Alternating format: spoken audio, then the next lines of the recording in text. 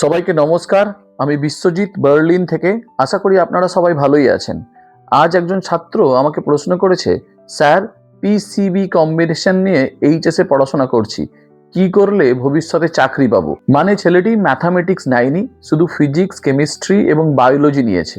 এখন তার প্রশ্ন, ভবিষ্যতে কোন বিষয় নিয়ে পড়লে ভালো কেরিয়ার তৈরি করা যাবে এবং চাকরির সুযোগ বেশি থাকবে।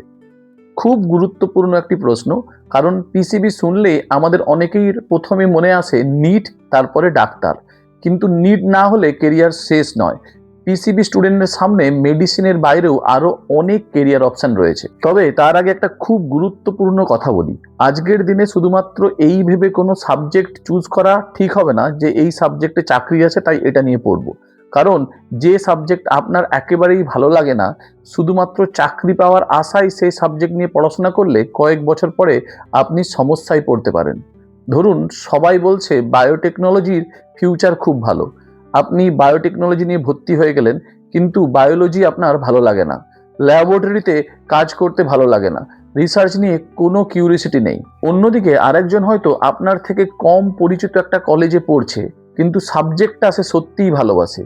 সে ক্লাসের বাইরে নিজে নিজে পড়েছে, ইন্টার্নশিপ করেছে, ল্যাবরেটরি টেকনিক শিখেছে, প্রজেক্ট করেছে, কম্পিউটার এবং ডেটা অ্যানালিসিস শিখেছে। 4 বছর পর চাকরির ইন্টারভিউতে শুধুমাত্র ইনস্টিটিউটের নাম দেখা হবে না, প্রশ্ন হবে আপনি কি জানেন, আপনি কি করতে পারেন, আপনার প্র্যাকটিক্যাল স্কিল কতটা। তাই পিসিবি নিয়ে এইচএস করার পরে প্রথম কাজ হলো নিজের ইন্টারেস্ট এবং স্ট্রেংথ আইডেন্টিফাই করা। যদি হিউম্যান বায়োলজি, ডিজিজ ডায়াগনোসিস বা হেলথ কেয়ার ভালো লাগে, তাহলে pharmacy, medical laboratory technology, clinical research এবং হেলথ কেয়ার রিলেটেড ফিল্ডের দিকে ভাবতে পারেন। যদি ল্যাবরেটরি এবং রিসার্চ ভালো লাগে, তাহলে বায়োটেকনোলজি, মাইক্রোবায়োলজি, বায়োকেমিস্ট্রি, লাইফ সায়েন্সের মতো ফিল্ড দেখতে পারেন। যদি বায়োলজির সঙ্গে কম্পিউটারও ভালো লাগে, তাহলে বায়ো ইনফরমেটিক্স, কম্পিউটেশনাল বায়োলজি বা বায়োলজিক্যাল ডাটা সায়েন্সের মতো ইন্টারডিসিপ্লিনারি ফিল্ডের কথাও ভাবতে পারেন। এগ্রিকালচার, প্ল্যান্ট, ফুড বা এনভায়রনমেন্ট ভালো লাগলে এগ্রিকালচার, ফুড সায়েন্স, ফিশারিজ অথবা এনভায়রনমেন্টাল সায়েন্সের মতো অপশন রয়েছে। ফরেন্সিক ইনভেস্টিগেশন ভালো লাগলে ফরেন্সিক সায়েন্সও একটি ইন্টারেস্টিং কেরিয়ার অপশন হতে পারে। তবে একটা কথা অবশ্যই মনে রাখবেন, ম্যাথামেটিক্স না থাকায় কিছু কোর্সের এলিজিবিলিটি সীমিত হতে পারে। সেই ইউনিভার্সিটি বা ইনস্টিটিউটের এলিজিবিলিটি অবশ্যই আগে চেক করবেন। আর যে সাবজেক্টই নিন, একটা বড় ভুল করবেন না, শুধু ডিগ্রি নিয়ে বেরিয়ে আসবেন না।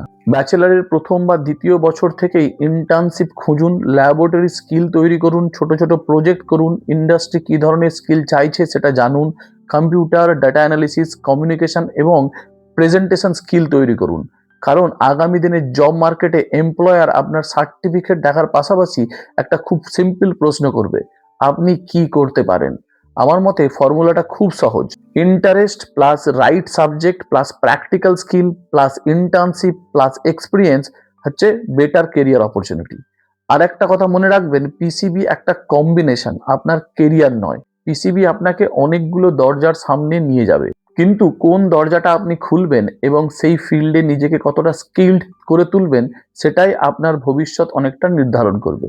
তাই এখন থেকে শুধু কোন সাবজেক্টে বেশি চাকরি আছে এই প্রশ্নটা করবেন না, বরং নিজেকে জিজ্ঞেস করুন কোন সাবজেক্টটা আমার সত্যিই ভালো লাগে আর সেই সাবজেক্টে আমি কিভাবে খুব ভালো হয়ে উঠতে পারি।